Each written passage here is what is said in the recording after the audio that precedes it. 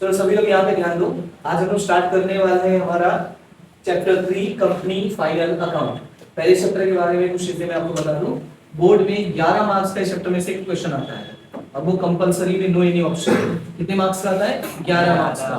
दूसरा इंपॉर्टेंट बात अगर मैं बताऊं तो ये 11 मार्क्स लेना बहुत आसान है। बस आपको याद क्या रखना होता है, इसका फॉर्मेट याद रखना होगा। वो याद करवाने की जिम्मेदारी मेरी है। लेकिन यहाँ पर मैंने कुछ बेसिक इन्फॉर्मेशन लिखा है। अभी बेसिक इन्फॉर्मेशन बताने का रीजन ये है कि कभी कभी ऐसा हुआ है कि वो लोग एमसीक्यू में पूछ लेते हैं। हालांकि वो इस चैप्टर का नहीं होता है। क्वेश्चन है क्यों? क्योंकि 3, 4, 5 और 6 ये जो चारों चैप्टर हैं आपके, उन चारों चैप्टर में फाइनल अकाउंट के बारे में डिस्कशन हुआ है। थोड़ा थोड़ा ही सही, बट डिस्कशन हुआ है। तो चारों में से किसी में से भी हो सकता है, लेकिन बेसिक जो है वो यहीं पर दिया हुआ है। अब क्वेश्चन है क्या बेसिक क्या है, इंफॉर्मेशन क्या है, तो हम यहाँ पे देख लेते हैं। बाद में मैं आपको फॉर्मेट बताऊंगा और मैं आपको ये भी बताऊंगा कि फॉर्मेट याद कैसे करना होता है। हमारी जो सबसे बड़ी प्रॉब्लम है, हम क्या करते हैं, हम तुरंत रट्टा मारना शुरू करते हैं। वो हमें नहीं करना। हमें क्या करना है, हमारा जो प्रीवियस नॉलेज है उस नॉलेज को यूटिलाइज करना है और उसी नॉलेज की बेस पे उसको लर्न करना है। अब वो कैसे करना है वो बोर्ड पे ध्यान देना, मैं आपको समझाऊंगा। पहले बताओ यहाँ पे जो दिख रहा है, आपको क्लियर दिख रहा है कि नहीं? दिख रहा है ना? चलो बोर्ड पे ध्यान देना। सबसे पहले जो टॉपिक समझना होता है वो है फाइनेंशियल स्टेटमेंट। अब ध्यान से सुनना, हमें ये नॉलेज होना जरूरी है कि फाइनेंशियल स्टेटमेंट क्या होता है। ध्यान से सुनना, क्या बोला मैंने? Financial statement. क्वेश्चन है फाइनेंशियल स्टेटमेंट क्या है? ये जो फाइनल अकाउंट हम बोलते हैं ना, एक्चुअली में उसी को हम फाइनेंशियल स्टेटमेंट बोलते हैं। क्योंकि फाइनेंशियल स्टेटमेंट में बहुत सारी चीजें आती हैं, हम सिर्फ फाइनल अकाउंट बोल देते हैं। तो क्वेश्चन सर फाइनेंशियल स्टेटमेंट क्या होता है? इसका डेफिनेशन बहुत सिंपल है। सिंपल सा अगर ऐसे समझे कि एक ऐसा स्टेटमेंट, ध्यान से सुनना, जो रिप्रेजेंट कर रहा है, क्या रिप्रेजेंट कर रहा है? Accounting information. ध्यान से सुनना, क्या है? फाइनेंशियल स्टेटमेंट एक ऐसा स्टेटमेंट है, is a statement which representing, क्या रिप्रेजेंट कर रहा है? Accounting information.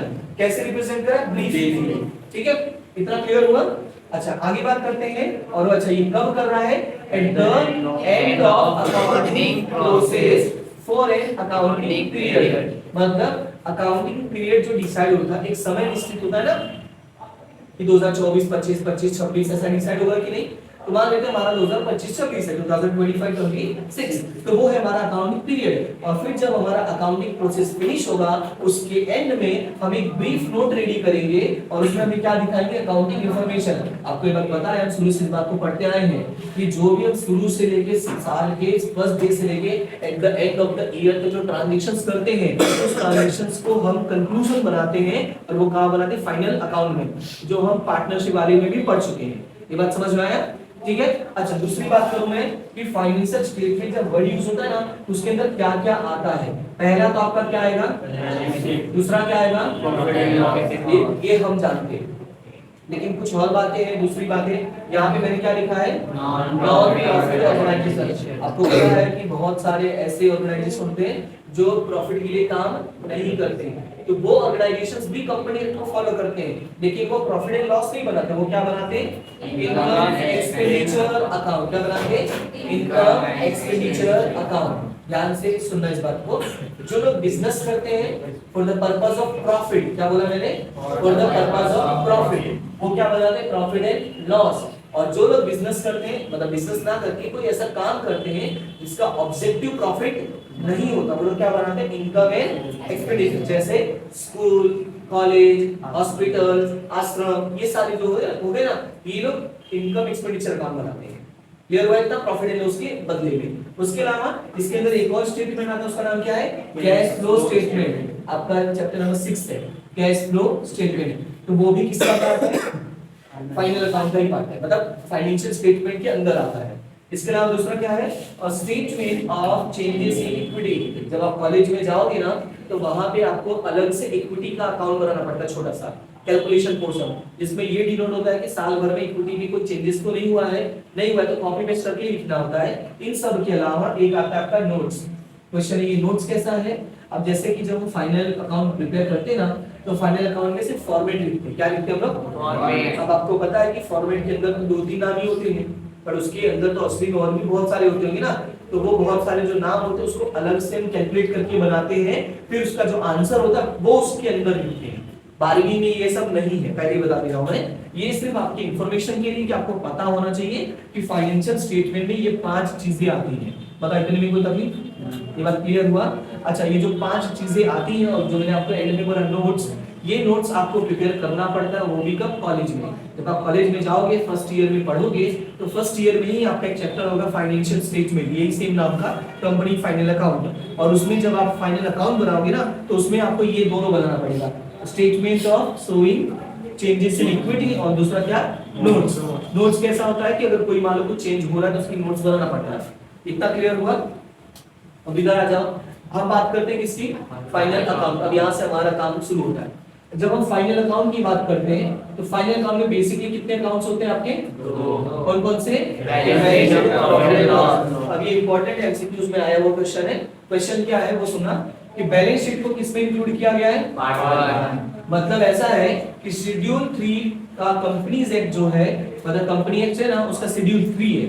उस शेड्यूल 3 में फाइनल अकाउंट के बारे में इंफॉर्मेशन है, पर उसको भी 2 पार्ट्स में डिवाइड किया है। जो पार्ट 1 है वो किसके बारे में है? बैलेंस शीट के बारे में। और जो पार्ट 2 है वो किसके बारे में है? ये याद रखना है। हाँ, क्या बोला मैंने कि शेड्यूल नंबर 3, शेड्यूल 3, ठीक है, 3, वो 3 मत लिखना, 3 रोमन। तो शेड्यूल 3 ऑफ कंपनीज एक्ट 2013, उसमें कौन सा पार्ट? पार्ट 1 में क्या है? बैलेंस शीट, एंड 2 में क्या है आपका? Profit and loss. इतना क्लियर हुआ?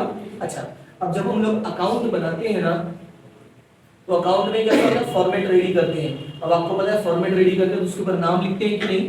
तो नाम क्या लिखते हैं वो ध्यान देना, ये आपको याद रखना। ऐसे ही मैं बार-बार क्वेश्चंस में आपको बताऊंगा, मैं आपको सिर्फ फॉर्मेट सिखाऊंगा कैसे, ये नाम का आपको थोड़ा समझना पड़ेगा। क्या है कि बैलेंस शीट में लिखते हैं बैलेंस शीट एज एट, बस इतना। क्या? बैलेंस शीट एज एट, जो ईयर का होगा वो ईयर लिखना है, जैसे 31/3/2014 बस, ठीक है। अच्छा, इसमें 40 नहीं 24 कर लेते हैं। अब इसमें क्या है? Profit and loss statement for the year ended, पूरा लिखना होगा, फॉर द ईयर एंडेड। और इसमें क्या था? As eight. क्वेश्चन ऐसा क्यों है? उसका रीजन है तो जो बैलेंस शीट है वो क्या है कि अंत में बनता है और वो ये डिनोट कर रहा है कि at the end of situation, मतलब at the end of accounting year company का फाइनेंशियल सिचुएशन क्या है। समझ में आया इतना? मैंने क्या बोला कि at the end of year company का फाइनेंशियल सिचुएशन क्या है, ये वो डिनोट करता है। लेकिन जो आपका प्रॉफिट एंड लॉस है, पूरे साल भर में कितना एक्सपेंस हुआ, कितना इनकम हुआ, वो डिनोट करता है। इसलिए यहाँ पे वर्ड यूज है फॉर द ईयर एंडेड, ये पूरे साल भर का दिखाता है और ये सिर्फ एक दिन का दिखाता है। ये समझ में आया? अच्छा, इसके अलावा आपको यहाँ पे कंपनी का नाम लिखना होगा। क्वेश्चन में जो भी कंपनी का नाम होगा, पहले वो जैसे मान लेते ए लिमिटेड लिखा होगा ना, तो आपको लिखना पड़ेगा ए लिमिटेड, फिर आपको ये नाम लिखना होगा। इतना समझ में आया? ये है आपका बेसिक इंफॉर्मेशन। अभी हम लोग चलते हैं, हम लोग क्या रीडिंग करते हैं, इसका फॉर्मेट। तो सबसे पहले मैं आपको किसका फॉर्मेट बताऊंगा? अपना क्लियर है? इसको फटाफट फिनिश कर दो, फिर हम लोग फॉर्मेट स्टार्ट करते हैं, ठीक है।